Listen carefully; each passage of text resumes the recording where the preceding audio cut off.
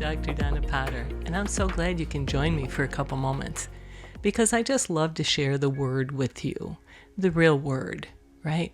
We walk amongst a world that can just take us all kinds of places all day long, but when we can take a moment into the Word, then it just helps build our day to be so much better.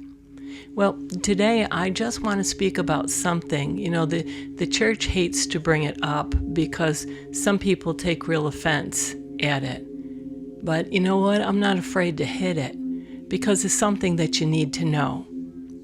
Today's scripture, I'm going to pull it out of Matthew 6:19 through 21, because it talks about the thing that nobody ever wants God to touch, and that's money.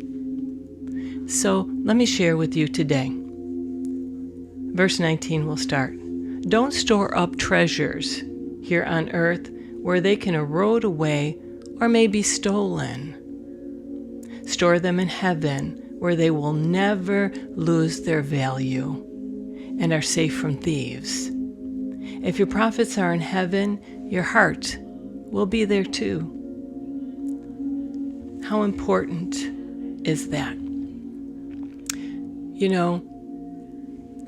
When we think about accumulating things, we think that the values of them, I think about, our coinage, our gold, our jewelry, even today in the news, one of the major actresses or sports people, we've heard about it, even our Buffalo Bills here, when they've been out on a game, they've had people go in and thieves go in and steal some of their best and most personal items.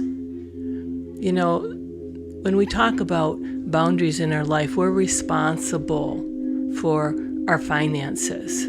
We're responsible for our money. And so taking care of it is important. It's not only important to us, but it's very important to God. In Mark 12:41 through 44. And Jesus sat over against the treasury and beheld how the people cast money into the treasury, and many that were rich cast in much. And there came a certain poor widow, and she threw in 2 mites, which make a farthing. And he called unto him his disciples, and saith unto them, Verily I say unto you, that this poor widow hath cast more in than all they have, which have cast into the treasury. For all they did cast in of their abundance, but she of her want did cast in all that she had, even all her living. Well, you know what? When we have needs, we forget who meets them. And so when the church talks about tithing, that word tithing sometimes makes people's shoulders go up to their ear. What do you mean? How much do I have to give? Well, a measly 10%. You live on 90%? Is that too much to give to God? What if, like this widow, you gave more than? Do you think that God doesn't see that? Do you think that God won't meet your need? He says, be anxious for nothing. Remember, He'll take care of it. I can remember when I first came into thinking about tithing. And wow, I came across, that was back in the time when Rick Warren had written The Purpose-Driven Church. And what an impact that had on church growth. Because people found that it was easy to tithe knowing that you were going to get your provisions met. And Rick didn't tithe 10%. Rick tithed 90% and lived off the 10, which was capable of doing. But sometimes we don't want to do the sacrifice. What I can tell you is that if you check my bank account, there's not very much in it. Never really has been much. But I can tell you that I not only have what I need, but I have way more than I could have ever dreamed of.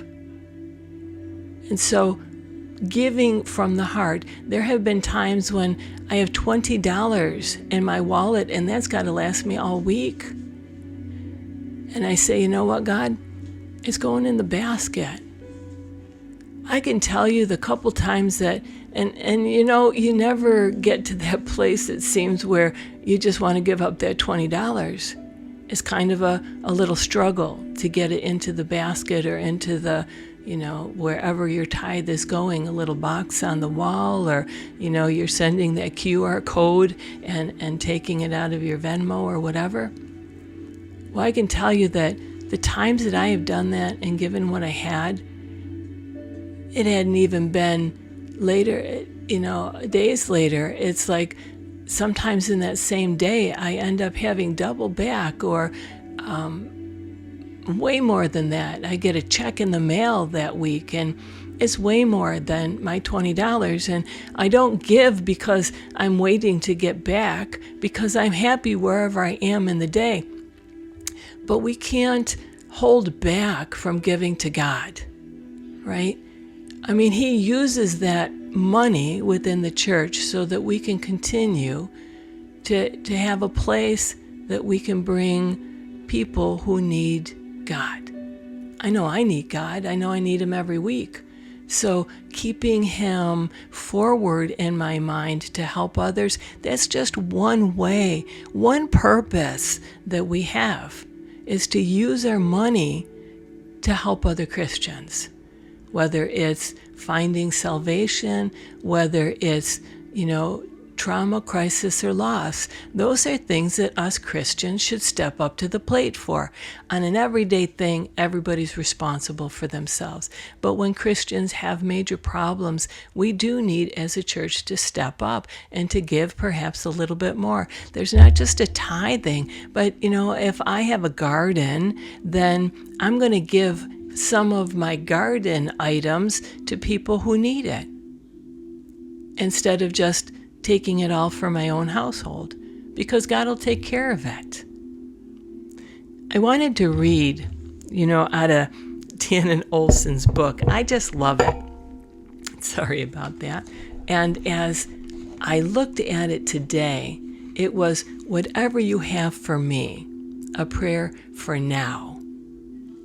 And he says this in it. The book is called Continue. He says, "Lord, whatever you have for me today, may I accept it with open hands.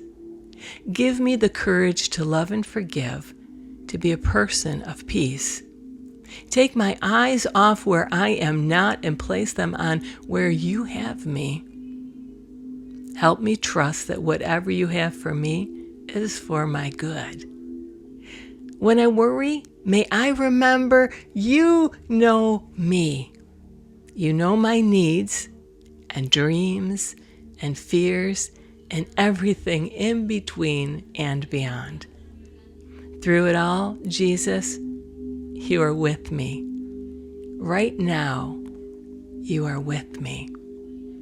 So Lord, I just raise each heart today to just look to see, how do I feel about money? Do I trust you, Lord, to bring in what it is I need? Can I learn, like Paul says, to live in much or live in nothing? Whatever I do for you. Have a blessed day. Take care.